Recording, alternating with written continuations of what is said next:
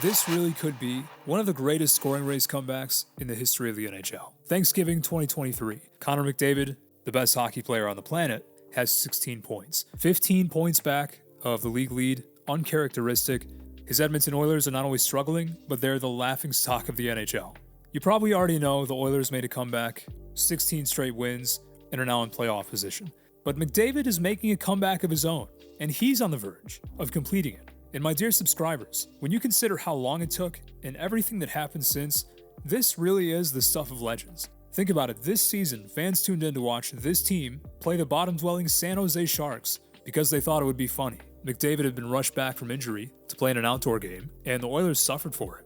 But even as the Oilers turned their season around, McDavid continuously trailed this guy, Tampa's Nikita Kucherov. Even at the All-Star break, at that time, by 18 points, there was Kucherov pissing people off at the All-Star skills competition, not knowing a monster was in his midst.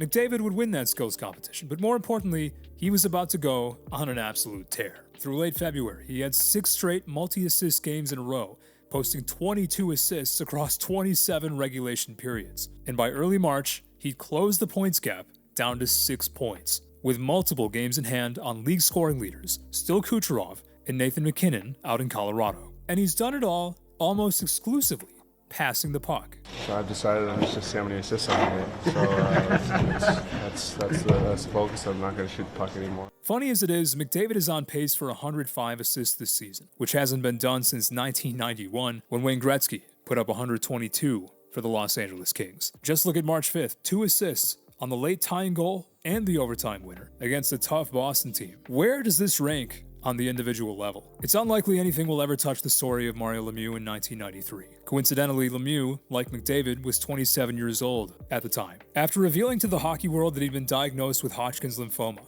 he stepped away from the game for treatment. And while he was gone, Pat LaFontaine took over the scoring race, creating a 12-point lead. But Lemieux, nicknamed Super Mario for a reason, not only beat cancer, but came back to close that gap and more. Takes the Penguins on a record 17-game heater, steals back the Hart Trophy and the Art Ross Trophy in the process, adds to his legend. On an individual level, if you're going by the numbers, yeah, that's obviously comparable, but considering Mario's personal battle, I don't think they compare. But that doesn't mean this isn't the stuff of lore. If McDavid can close this gap, this will go down as one of the most remarkable comeback stories in hockey history.